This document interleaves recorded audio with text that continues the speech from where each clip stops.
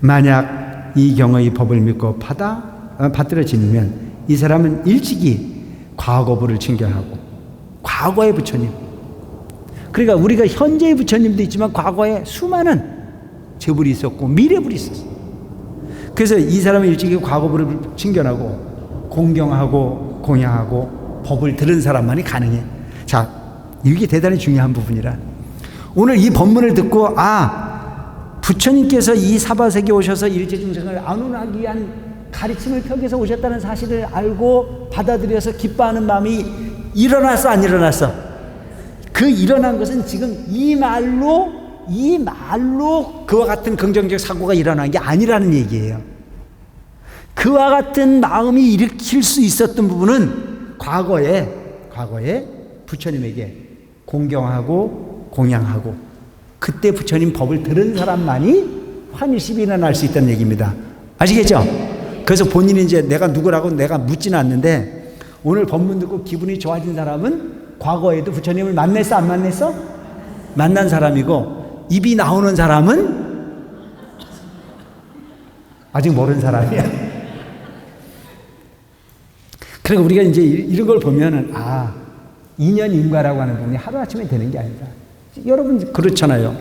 여기 지나가다 법화경 강의를 한다고 그러면 저거 한번 가봐야지라고 하는 마음이 일으켜지는 사람이 있는가 하면 어떤 사람은 저게 뭐라고 하에 관심도 없는 사람이 있잖아요.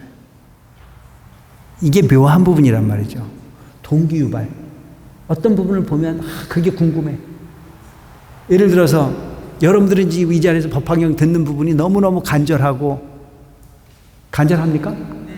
그래서 오시잖아요. 근데 제가 만약에 저 경전철 앞에 갖고 사람들이 출퇴근하는 데 가가지고 저 해성사 오셔서 법화경 들으러 오라고 그러면 나보고 뭐라고 그래요? 뭐라고 그래? 미친 거 아니야? 그게 인과의 차이라고 하는 거예요. 그게. 그러면 여러분들은 얼마나 복받은 존재인지 이제 아시겠죠? 스스로를 칭찬하세요. 다행이다. 내가 부처님 법을 알아보니 다행이다. 잘 오다가도 삐져서 오늘 안 오는 사람 많아. 업장이야, 업장. 주도 못 먹어.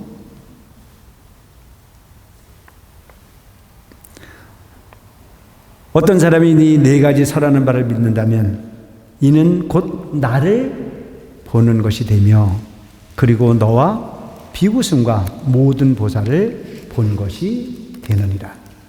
그러니까 여러분 이 마음을 긍정적 사고를 하면 그렇게 된다 이거죠. 이 법화경은 깊은 지혜 있는 이를 위해 설한 것이니 천박한 지식을 가진 사람은 들어도 미혹해서 알지 못하느니라. 이 법화경은 듣는다고 다 되는 게 아니야. 인연이 없는 사람은 못 들어. 근데 이 법화경이 이야기하고자 하는 핵심을 여러분들이 싹 집어야 되는데 그게 뭐냐면 내 마음에 불성이 있음을, 부처가 될 수 있음을 믿는 거예요. 근데 우리끼리는 그래, 이 법화경을 통해서 내가 열심히 선행을 하고 열심히 보살행을 하고 열심히 마음을 청정히 비우고 노력하다 보면 언젠간 부처가 될 거야 라고 하는 생각을 해서 영원한 행복의 완성자. 이건 어떤 거예요? 아까 얘기했던 생로병사가 없는 그 자리. 응? 그 자리를 받아들여 가고자 하는 목적지를 설정하지만 미혹한 사람은 뭐라고 그래? 너나 잘하세요. 그게 말이나 됩니까? 나는 거꾸로 매달아도 중생인데 라고 하는 걸로 줘도 안 갖겠다라고 하는 사람이 있다는 거죠. 그래서 지혜 있는 일을 설한 것이 천박한 지식을 갖고 있는 사람은 들어도 미혹해서 알지 못한다 이거예요. 그래 여러분 지금 현실 속에서 조금 덜 배웠으면 어때요? 똑똑해서 앞을 가리는 것보다 그게 낫죠. 너무 많이 가져가지고 그거에 취해서 절에 못 오는 것보다는 조금 소원이 있는 게 낫지 않나요? 너무 건강해서 나는 그리울 게 하나도 없는 인생을 살기보다는 조금 아파가지고 이병준 부처님 가르침으로 낫고자 하는 마음으로 부처님과 인연을 맺는 게 더 커요. 어떤 사람이 저한테 그러더라고요. 너는 왜 중이 되냐고. 오죽깝깝하면 주인이 됐을까? 근데 그때 됐을 때는 나를 혀를 끌끌 차고 봤는데 지금은 인생 살고 보니까 혀를 끌끌 찼던 사람이 지금에 와서 나를 부러워하잖아요. 그러니까 인간만사 세옹지마야. 세옹지마. 답이 있는 답이 아닌 그냥 긍정하고 살다 보면 좋은 게 나쁜 게 될 수도 있고 나쁜 게 좋을 수도 있는 거니까 절대 우리는 한 가지만 믿으면 돼. 뭐? 지구병에도 볕들 날 있다. 내가 지금은 이름은 중생이지만 내가 법화경을 이해하고 부처님 가르침을 끊임없이 신뢰하고 노력하다 보면 언젠간 부처님이 가르친 그 세상에 함께 날 수 있다라고 하는 믿음으로 함께 한다면 그것 자체가 법화행자가 될 수 있습니다. 아시겠죠? 이게 무엇보다 중요한 부분이에요. 그래서 뭐 불교의 역사를 얼마큼 알고 불교를 이론적으로 얼마큼 알고 그거보다 더 중요한 것은 내 마음에 뭐 있다? 내 마음에 뭐 있다? 부처 있다. 내 마음에 불성이 있다. 내 마음에 법계가 구족도 있다라고 하는 부분을 믿어가라. 내 마음에 불성이 있다는 사실을 알고 나면 나는 어떤 존재가 되셔야 돼요? 존귀한 존재로 날 모셔야 되겠죠. 그 존귀하다라고 하는 건 뭘까요? 어차피 할 일이라면 내가 하고 남이 욕하는 나를 모시지 말고 남이 나를 칭찬하는 나를 모셔야 되고 나를 멸시하는 나를 모시지 말고 나를 존중하는 나를 모셔야 되고 이제 뭔 말인지 아시겠죠? 대단히 중요한 부분이에요. 목에 힘주고 앉아가지고 거드름을 피우라는 얘기가 아니고 내 마음속에 있는 부처를 내가 어떻게 모셔야 될까? 남편한테 바가지 긁는 부처를 모시지 말고 남편을 받들어주는 보살을 모셔야 되고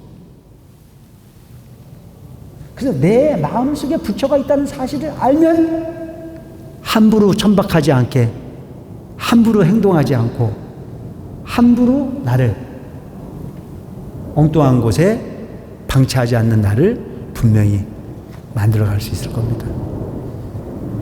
모든 성문과 벽지불은 이 경에 힘이 미치지 못하느니라. 그러니까 모든 성문 듣는 부분을 불교를 구하거나 그냥 청정한 그냥 마음 정도를 구하는 부분 갖고는 안 돼. 뭘 갖고 가능해? 이것은 부처님을 의지해서 자비를 실행한 보살도를 행하는 부분만이 가능해. 그래서 여기서 내용이 나오는 게 사리불 너조차도 여기서 얘기하는 사리불은 어떤 거예요? 부처님의 1250의 비구 중에 최고 뛰어난 제자 지혜 제일 부처님 10대 제자 중에서도 지혜를 상징하는 사리불이 최고의 리더야. 사리불 너조차도 이 경에서는 믿음으로서 들어와 얻었거니 하물며 다른 성민이랴. 제일 중요한 건 어떤 게 중요하다? 믿음이 중요하다. 믿음. 그 믿음은 뭐? 불성. 아까 얘기했던 내 마음속에 부처의 성품이 있다라고 하는 믿음. 그러니까 사리불도 지혜가 충만하지만 그것만 가지고는 힘이 딸리니 뭐가 있었다? 믿음이 있었다. 그러니까 여러분들이 생각하는 그 믿음이라는 자체를 잘 생각해야 돼요. 우리가 생각하는 불교의 믿음이라는 자체는 상대적 믿음이 아니에요. 타종교에서의 믿음은 어떤 존재에 대한 믿음이잖아요. 그거를 뭐 엄청 크게 생각하잖아요. 근데 우리가 생각하는 믿음은 내 마음속에 있는 나라고 하는 존재의 가능성, 나라고 하는 존재의 법계. 이거 여러분들이 기본적으로 알고 있어야 되는 게 법계 구조. 그 중에 최고의 믿음은 불성. 아마 여러분들이 이 법화경 계속 공부하다 보면 제가 이야기하는 10법계는 아마 저절로 이어졌을 거예요. 지옥, 아기, 축생, 수라, 인간, 천, 성문, 연각, 보살, 불. 요거. 그것이 어디에 있다? 나의 마음속에, 나의 존재에게 내장되어 있다. 그래서 거기서 나라고 하는 부분이 무한한 가능성, 믿음으로써 들어갔거니 하물며 다른 성문이나 다른 존재들이 듣기만 하는 존재들이 그걸 어떻게 이해할 수 있겠냐 이런 뜻이에요. 너는 훌륭하니까 요 정도를 이해할 수 있지만 웬만한 존재는 다 너만 못한데 그들이 어떻게 이 현실을 이 존재를 이해할 수 있겠냐? 다른 성물도 부처님 말씀을 믿음으로써 이경에 수순하며 부처님의 말씀을 믿으라. 이게 부처님 말씀을. 부처님 말씀은 뭐예요? 부처님이 이익을 얻는 게 없어. 오직 내 부모가 내게 공부하라고 하는 부분은 낮아야 되라고 하는 거예요. 나중에 빚 받으려고 하는 거예요.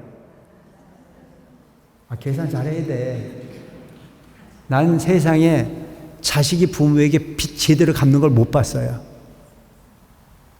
참 보면 부모에게는 갚을 길이 없잖아요. 저번에 어떤 선생님이 와가지고 강의할 때 보니까 지가 잘나서 잘 되는 줄 알았는데 나중에 보니까 엄마가 기도해서 됐더라 그런 말. 그런 얘기 들어봤죠? 그거예요. 자식은요 아주 진짜 속된 말로 저만 아는 이기적인 존재들이 거의 자식이에요. 지금도 생각해보면 그래. 내가 나를 반성해봐도 그렇게 출가해서 열심히 나름대로 살았다는데 우리 어머니 좀 잘 되게 해달라고 한 기억이 별로 없어. 어떻게 하면 내가 좀 맑아져가지고 내가 좀 빗자루를 타고 날아다닐까 이것만 고민을 했지. 우리 어머니가 어떻게 하면 좀 더 이 업장으로부터 자유롭고 우리 어머니가 정토에 가기를 바라고 이런 부분이 기억이 별로 없어. 언젠가 내가 우리 어머니를 만나서 물어봤어. 뭐 때문에 기도하세요? 라고 물어봤더니 우리 어머니 서슴없이 한마디에 뭐라고? 스님 잘 되라고. 그게 부모 마음일 거예요.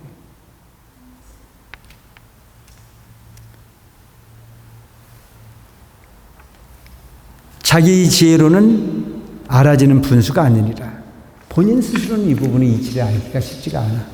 또 사리부라 교만하고 게으르거나 악연을 세우는 자에게는 이 경을 설해주지 마라. 무슨 얘기예요? 잘난 척하는 존재. 어떤 얘기를 하다 보면은 지가 다 아는 것처럼 하는 경우가 있잖아요. 그거는 이미 가치가 없다 이거예요. 제일 중요한 건 내가 부족하다는 생각을 해야 공부를 하지. 니만 해도 됐다는 생각을 하면 공부하기가 어려워요. 가끔 와가지고 소원이 있어서 오는 분들이 계세요. 상담 오는 분마다 내가 공통적으로 하는 얘기가 있어요. 뭐라 그러던가요? 소원이 있어서 나한테 상담을 하러 오면 스님이 딱 한마디는 꼭 빼놓지 않고 해요. 뭐라 그러던가요? 기도하라 그러잖아요. 그러면 뭐라는지 알고 거기다 대고 예 알겠습니다 스님이 열심히 기도할게요. 그러면 되는데 내 기도는 많이 하는데요. 아니 네가 기도를 그렇게 많이 하면 왜 안 될까? 그래 안 그래? 기도를 많이 하라고 하면 내가 지금까지 했던 기도보다는 부족한 게 많으니까 스님이 기도를 하라고 하시는구나. 열심히 기도를 해야지. 그러니까 약을 주면 약을 먹으면 되는데 거기다 대고 딱 하는 게 뭐냐면 기도요? 나만큼만 한 사람 없이요? 그러니까 그렇게 기도를 열심히 하는 게 그것밖에 안 돼? 완벽하게 하면 그것은 물어볼 일도 없이 완벽하게 되시게 돼 있어. 그게 부처님 가르침이야. 근데 또 얘기하는 게 뭔지 알아? 기도 열심히 해보세요 라고 얘기하면 그거 말고 딴 방법은 없이요? 어쩌라는 거야? 그러니까 꼭 보면 가장 진실한 부분을 가장 완벽하게 가르쳐 주는데도 불구하고 그거 말고 딴 거 부적 달라 이거야. 그거 말고 딴 거 달라고 하는 부분은 하얘 이게 뭐라고 하냐면 여기서 얘기하고 있는 악연이야. 내가 알고 있는 견해. 그러니까 병을 알아 약을 주면 그 약을 그냥 받아 먹으면 되는데 지가 알고 있는 약을 달라 이거야. 근데 그건 약이야? 아니야. 부처님 가르침의 핵심이 법화경이거든요. 근데 이미 악연에 차 있는 사람은 법화경 말고 뭐 달래? 딴 거 달래. 아니 이 세상에 이보다 더 좋은 경전이 어디 있어요? 모든 경전이 다 좋지만 모든 부분은 부분을 설하지만 법화경은 완벽하잖아요. 일불승 부처 뭘 더 바래? 근데 악연에 차 있으면 내가 갖고 있는 이 부분이 더 옳다고 생각해가지고, 내가 볼 때 여기 있는 분들은 그런 분이 없겠지만 법화경을 중심으로 관세음보살을 불러서 부처님 가까이 다가가라고 얘기를 하는데도 뭔 줄 알아요? 스님, 난 아파 죽겠는데 약사열에 불러야 되는 거 아니에요? 우리 부모 임종 직전인데 관세음보살을 부르지 말고 남의 아비탑을 불러야 되는 거 아니야? 뭘 부르는 게 뭐가 중요해? 여기서 얘기하고 있는 악연, 내가 알고 있는 부분이 견해를 세우는 부분이거든. 이 들을 수 있는 수준이 안 된다, 이런 얘기야. 내가 이렇게 얘기를 했는데도 눈치를 못 채면 어쩌라고. 그래서 여기서 이야기하고 있는 부분은 내가 지금 어떤 부분을 이야기하는 게 부처님 말씀을 그냥 그대로 내가 이렇게 해설을 해드리는 거예요. 악연. 내가 알고 있는 상식을 가지고 세상을 다 알았다라고 하는 착각에 빠지지 마라. 그래서 웬만한 절에 가면 뭐라고 써놨냐면, 입차물내 막존지혜다, 이런 말이 있어요. 이 문 안에 들어오는 사람은 아르마리를 놓고 들어와라. 절에 들어와가지고 사회적 상식을 갖고 들어와서 아는 척 하지 마라 이거예요. 여기 들어올 때는 비우고 와라 이거예요. 뭐 여기는 오로지 정토에 나는 진리를 구하는 부처님의 가르침을 공부하는 곳이지 사회적 상식을 갖고 들어오는 데가 아니야. 아시겠죠? 대학 박사학위를 갖고 오거나 사회 쪽으로 출세를 했다거나 뭐 이런 부분을 갖고 들어와서 될 수 있는 부분이 없어. 옛날에 저 중국에 유명한 고승이 살고 있었어. 그 고승은 항상 어디 살았냐면은 나무 꼭대기에 살고 있어. 어느 날 항주 자사가 와가지고 스님한테 불교를 물으러 와. 철에 스님이 아주 고명하다는 얘기를 듣고 왔는데 스님이 나무 꼭대기에서 앉아 계셔. 스님 내려오세요. 거기 계시면 위험합니다. 스님이 내려다보고 뭐라 그래? 야 이놈아, 네가 서 있는 그 자리가 위험하지. 내가 앉아 있는 이 자리는 절대 위험하지 않다. 아이 스님, 어찌 농을 그렇게 하십니까? 스님은 나무 중턱에 걸터 앉아 삐끗하면 떨어져서 땅에 떨어져서 고통을 받으실 텐데 내가 서 있는 이 자리는 두 다리를 버티고 서 있는데 어찌 위험하다 말씀하십니까?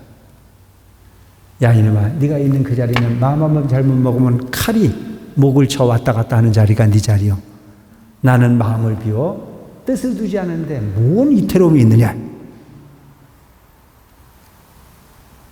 상식이 있는 자 이태함을 모르고 마음을 비운 자 육신의 고통은 고통이 아니야. 마음이 편안한 내 자리가 앉아있는 자리지. 그래서 절에 오는 부분은 세속적 욕망을 구하는 자리가 아니고 바로 마음의 편안함, 영원한 정토를 구하는 자리라는 것을 여러분들이 기억할 필요가 있습니다. 아시겠죠? 상식을 내려놔라. 그래서 악연을 세우는 자에게는 이 경을 설해주지 마라. 범부의 얕은 식견으로는 오욕에 탐착해서 들어도 알지 못하느니라. 우리가 생각하고 있는 부분은 뭐예요? 먹고 자고 놀고 사랑하고 뭐 이런 부분이 우리 삶의 다라고 생각하잖아요. 그래서 우리 악착같이 열심히 노력하잖아요. 그래서 돈도 벌고 저축도 하고 자식도 가르치고 남편도 있고 다 있는데 옛날보다 좋아진 건 확실히 좋아졌는데 만족합니까? 만족 한번 손 들어보세요. 난 지금이 딱이야. 한 푼도 없을걸요. 왜? 그 조건을 다 가졌는데도 내가 불안해.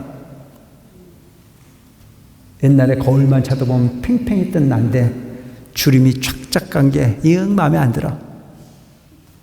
끊임없이 변화하고 있는 부분이 삶의 환경에 있어. 그래서 오욕에 탐착하는 존재들은 이걸 몰라. 들어도 알지 못하느니라. 그러니 그들은 존재들에게는 설해주지 마라. 마음이 엉뚱한 곳에 가 있는데 거기 진리를 이야기하는데 무슨 가치가 있어? 인생 무상 아무것도 덧없어. 모든 부분 다 그런 거야. 공술의 공수거라고 얘기를 하면 지금 열심히 눈이 멀어가지고 돈 쫓아가고 권력 쫓아가고 온갖 그 좋은 부분을 쫓아가는 사람에게 인생 별거 아니야. 공술의 공수거니까 그쵸? 뭐라고요? 그런 얘기하면 재수없는 소리 하고 앉았다고. 당연하지 않습니까? 그래서 그런 부분에게는 살해줄 필요가 없다. 만약 사람이 믿지 아니고 이 경을 헐어서 비방하면 일체의 세간이 부처님 종자를 끊는 것이 되느니라. 차라리 믿지 않을 거라면 말해주지 마라. 그렇게 되면 그 사람에게 오히려 어떻게 돼요? 부처님과 인연을 완전히 끊어버리는, 종자를 끊어버려. 내가 내 스스로를 죽이는 부분이, 이걸 뭐래요 우리? 자살이라, 자살. 그래서 이 한 목숨이 없어지는 것보다 더 큰 문제는 뭐예요? 부처님과 불성의 인연 종자를 끊어버리는 거잖아요. 그보다 더 무서운 게 없잖아요. 참 소중한 존재란 말이에요, 여러분들. 혹은 상을 찡그리고 의욕을 품는다면 너는 들을지어다. 그 사람의 재고를 살아리라. 이 부처님이 가르침이란, 이 법화경이라는 경전의 가르침을 설명했을 때 그 사람이 의욕을 품거나 믿지 않는 그런 사람이 받을 제보에 대해서 이제 설명을 하고 있습니다. 부처님께서 세상에 계실 때에나 멸도하신 후에 이 경을 비방하고 이 경을 독성하고 서서 지니는 사람을 보고 가벼이 여기고 천대하면 미워하고 질투하거나 원한을 품는다면 이 사람이 받는 제보를 살아리니 너는 듣거라. 여러분, 그런 경우가 있잖아요. 우리 법화경 공부하러 가자. 그러면 미안해, 난 시간이 없어. 뭐가 이렇게 점잖게 얘기하는 사람이 있는가 하면 듣는다고 뭐하냐? 호박에 줄 긋는다고 수박 되냐? 거기 가서 그 허송세월을 하지 말고 나나 잘 모셔라. 그런 영감들 있어 없어? 그래, 이게 그냥 별거 아닌 부분으로 던진 것이 죄가 될 수 있어요. 그래서 특히 여러분들이 법화경 공부하러 올 때는 미리 예방주사를 놔야 돼. 날 건들지 마. 날 건들지 마. 잘못하면 큰 업이 될 수 있어. 이건 대단히 중요한 부분이에요. 무심코 비난할 수도 있잖아요. 하지 마라 이거죠. 그 사람은 명을 마치고 사람으로서의 생명을 마치고 아비지옥에 떨어져서 7 동안 죄의 과부를 받고 다시 거기서 태어나되 이같이 그 되풀이하기를 헤아릴 수 없는 겁을 반복한, 헤아릴 수 없는 겁을. 그래, 여러분, 겁이라는 자체는 시간을 말하는 거예요. 시간. 우리가 지금 생각하고 있는 시간은 시간이야. 여기서 얘기하는 겁이 어떤 거냐면, 저 천상에 사는 선녀가 사방 30리가 되는 바위돌을 선녀가 옷은 그 고운 옷자락으로, 선녀가 입은 옷 봤어요? 못 봤어요? 실크는 말도 하지 마세요. 실크보다 훨씬 좋아. 실크가 부드럽잖아요. 그 실크는 거긴 비교도 못해. 잠자리 날개 같은 그런 선녀가 입은 옷을 가지고 3년에 한 번을 긁고 지내가는 것도 아니고 스치고 지내가.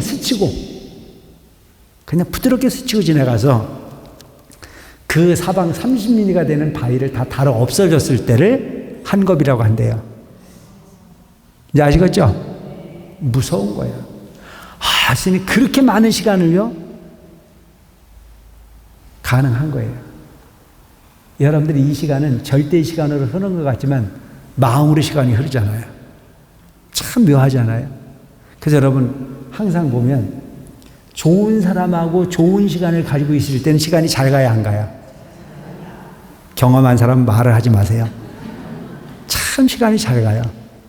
근데 말이 안 통하는 사람하고 정말 껄끄러운 사람하고 진짜 이걸 가지고 우리는 뭐라고 하면 인과라고 말하는지도 몰라. 앉아 있으면 지루한 사람 있어 없어? 그런 사람하고 평생 사는 사람은 어떨꼬? 그런 사람하고 평생 사는 사람도 있잖아요. 그게 업이라. 업이 딴 게 업이 아니고. 그래서 시간은 절대로 흐르지를 않아요. 상대로 흐르죠. 옛날에 어떤 사람이 저한테, 제가 춘천에 주지를 하고 있을 텐데 이제 절을 짓기 위해서 터를 닦아놓고 유치원이 있었기 때문에, 유치원은 이제 문을 닫을 수 없으니까 유치원은 이제 그 놀이 시설이 있어요. 그 놀이기구에 이제 뭐 갈 데가 없으니까 저녁이면은 더운 여름날에 그 놀이기구에 내가 앉아서 애들 노는 모습을 이렇게 보고 있는데 어떤 영감이 하나 자전거를 타고 지나가다가 내가 있으니까 상담을 하러 왔어요. 지나가다가 스님이 있으니까. 그때 젊을 때죠. 지금도 그렇게 늙은 건 아닌데, 그죠? 근데 나이가 아주 연세가 지긋하신 분이 오셔가지고 마음에 대해서 묻는 거예요. 그러면서 하는 얘기가, 자기가 고등학교 다닐 때 도서관을 갔는데 너무 마음에 드는 여학생이 있어가지고 이 여학생을 어떻게 꼬셔볼꼬 하고 매일 갔대요, 매일. 그래서 그 여학생이 앉아있는, 옛날에는 여러분 그 도서관을 가나 독서관을 가면 칸막이가 있었어요. 그리고 이제 상대는 이렇게 가려놨는데 밑은 뚫려 있는 거예요. 그래서 맨날 그 여학생을 꼬시려고 그 여학생 앉아있는 반대편 자리에 앉아가지고 맨날 시간을 기다렸대요. 어느 날은 딱 앉아서 점심시간이 가까우는데 밥 먹으러 가는 것도 잊어버리고 다 공부하는 척하고 앉아있는데 그 여학생 다리가 자기 다리에 다 걸치더래요. 앞에 있는 여학생 다리가 앉아있는 내 다리에 다 걸쳤어요. 가슴이 뛰는데 좋아 죽겠더래요. 너무 시간이 소중해서 이 다리를 띄면 여학생이 알아차리고 자리를 일어날까 봐서 모르는 척하고 시간을 보냈대요. 너무나 긴 시간이 지나가는, 다리가 저릴 정도로 시간이 지나고 난 이후에 정신이 차려서 보니까 여학생은 없고 책상 다리에 걸려가지고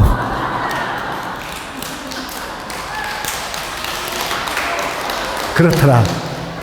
그래서 그분이 하는 얘기가 좋은 마음으로 쏙든 좋지 않은 마음으로 쏙든 마음은 그런 겁디다라고 하는 얘기를 하는데, 내가 그래 당신 공부 잘했다, 그게 마음이다. 마음이 내가 좋은 마음으로 긴장하라면 그 시간을 초월하는 느낌을 갖는다. 우리 기도로 해도 마찬가지인 거예요. 생달치로 앉아서 기도를 하면 그 시간이 너무 지루하지만 내가 간절한 마음으로 몰입을 하면 그 시간이 후떡후떡 가버리는 부분을 우리 기도하시는 분들은 다 체험하지 않습니까? 그게 마음이라는 거예요. 그래서 그렇게 헤아릴 수 없는 지루한 부분의 고통을 반복한다, 이런 뜻으로 여러분들이 받아들이면 돼요. 그래서 헤아릴 수 없는 겁에 이르느니라. 그 지옥에서 나면 축생에 떨어지되, 이제 그런 지옥에서 떨어지고 나면 무간지옥에서 아비지옥에서 그 생을 마치고 나오면 다시 어디로 가느냐? 축생으로 간대. 축생으로. 아까 얘기했던 육도윤회 중에 지옥하기 축생수라 인간 성문연가 도는 부분에서 축생의 모습에 떨어져 가지고 또 개나, 여기서 얘기하는 승냥이는 늑대를, 늑대, 승냥이에 대해서 모양이 아니고, 여러분 그 보면은 개도 보면은 부잣집에 가서 태이는 그 개는 뭐를 해야 돼요?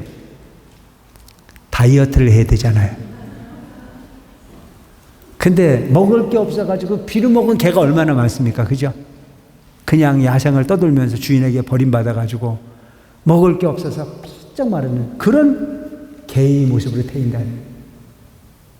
오늘 여기까지 할게요.